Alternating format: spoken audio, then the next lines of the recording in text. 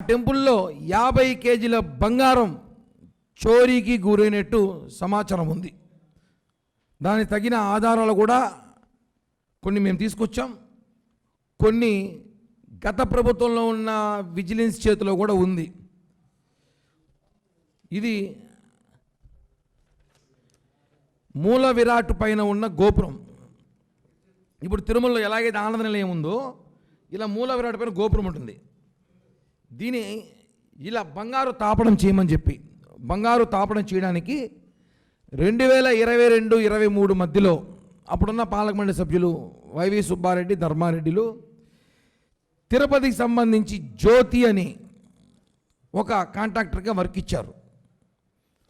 4300 KG కాపరు, 100 కేజీల బంగారుతో గోవిందరాజ స్వామి గుడి పైన ఉన్న గోపురానికి మీరు బంగారు తాపడం చేయాలని చెప్పారు. ఆ వర్క్ ఆమె ఎవరికి ఇచ్చింది? సబ్లీజ్కి ఇచ్చింది.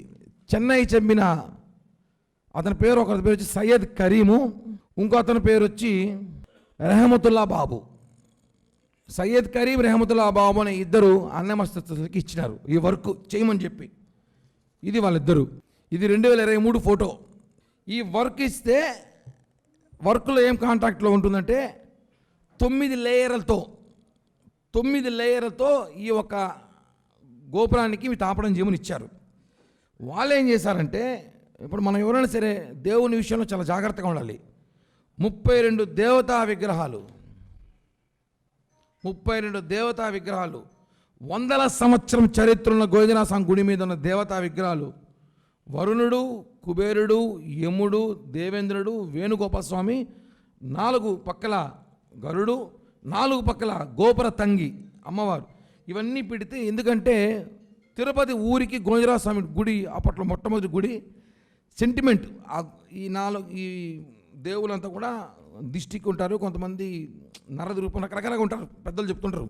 రకరకాల దిష్టిగా కానివ్వండి, లేదంటే భక్తుల్ని చాలామంది తోపులాట తొక్కులాట జరగకుండా దేవుడు కాపాడుతూ ఉంటాడని చెప్పి ఒక సంప్రదాయం ఉంది. అలాంటి దాన్ని వీళ్ళు ఎలా చేశారు చూసాం మనం. పూర్తిగా ఇందాక చూపించాం మీకు, పూర్తిగా బోడిగుండి చేశారు. ముందు ఫోటో, ఇప్పుడు ఫోటో. పూర్తిగా బోడిగుండి చేసేసి బంగారు తాపడం చేశారు. అవసరమా? బంగారు తాపడం చేయడానికి చేయొచ్చు.